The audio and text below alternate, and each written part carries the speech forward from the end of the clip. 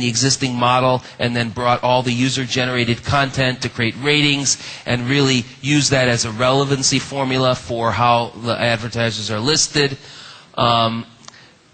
Incredible information that comes from the user-generated content around this, and as you can see, users putting up photos, all of this done directly off of the iPhone. I actually got my Yelp account by signing up on the iPhone. I never even went to the website. I kind of live as an editor on Yelp only through my iPhone experience. And reviews. This happens to be where I live in Vancouver, and around my home, I actually did put a pub here for mobile people. And then, pictures. Another thing that I think is very interesting, again, to show the capabilities of the bleeding yellow, looking at a specific vertical. And this is Flickster, what they've done with movies. Amazing how it's connected to Facebook, all of the different people that are seeing the movie with their editorial around it, and then the ability to then actually get all of the trailers and see all the movies and get all the theaters and showtimes. Very well-built vertical application. And another example of bleeding yellow, which I think is quite interesting. A lot of you have shown me the Around Me app.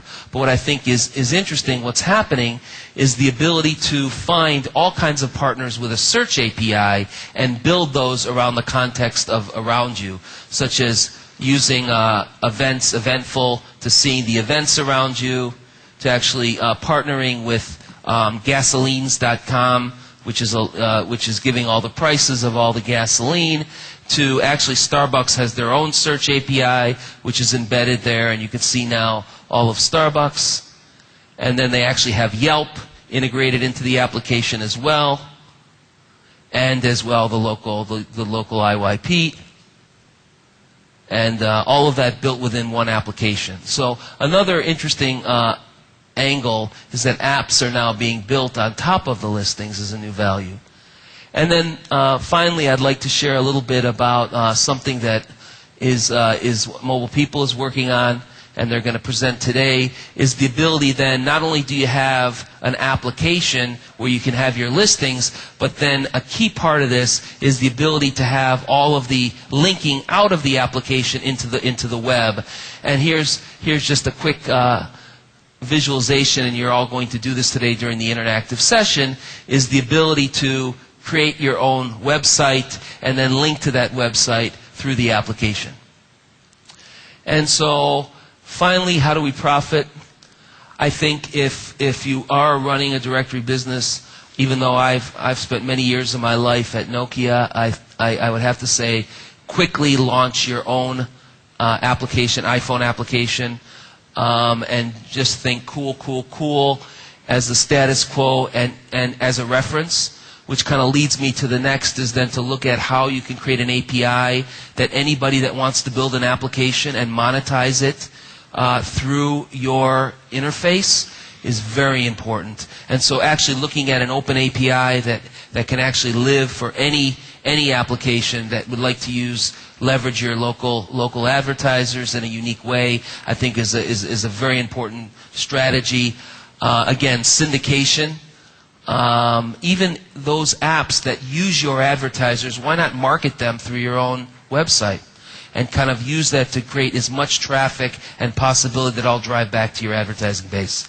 And then again, focus on some of the most profitable verticals. I did show the event vertical today in mobile. For the younger demographics, most of them are looking at social media and music as a very key vertical, but also strategic, what verticals are going to get you the most traffic around mobile. So thank you very much. I think I hit my 30 minutes. You did. Thank you.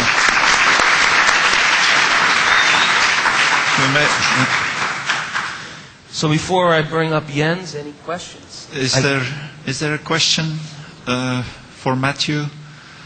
Let me ask one. For publishers, directory publishers who are not yet in mobile applications, what would be the best entry point? Develop their own applications, or make sure that their content is being used in existing applications? Well, I'd say that the first thing is sometimes you have to just do it yourself. I put there as one of the bullet points, even to build something as a reference. But I would say that to have an iPhone app is a no-brainer. I mean, yes, we're going to see in 2009 and 10 the complexity of, do I need to have an Android app? Do I need to have a Nokia app? Do I need to have a BlackBerry app? And there is the phenomena of the app wars that's emerging. But in terms of the status quo of doing something creative, getting your teams internally to think about what are the right creative things you could do around the advertisers, I think it's very important to try to do and build an iPhone app. Company, a very crazy idea called iFart. I had Joel Comm come speak in New York in March, and he said iFart, which made $1 million for the guys. There were 3 of them. They made $1 million, and they shipped 500,000 applications in the first week off of a crazy idea. They basically said they all got into a room and they brainstormed what were the cool things that they could do that are going to create excitement for them. And I think that every one of you, if you bring the right people in the team together and think of something creative using some of these APIs, you create phenomenal experience and create new brand value for the company. So I think number one, create your own reference platform, and then number two, and you use developers. Mobile People develops apps. There's a lot of companies out there that could actually do the development, but I think it's worth doing. And number two, then look at that as an API that you can let also the creative community. Someone said something to me, Tel Aviv once, is that there's always smarter people outside of the room. So how do you leverage or harness the other smart people of the world off of something that you've created as an API?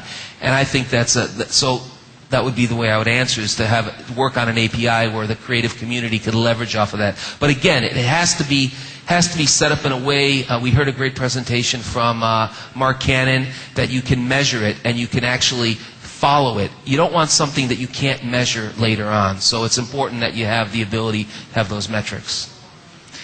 Okay, thanks again, Matthew.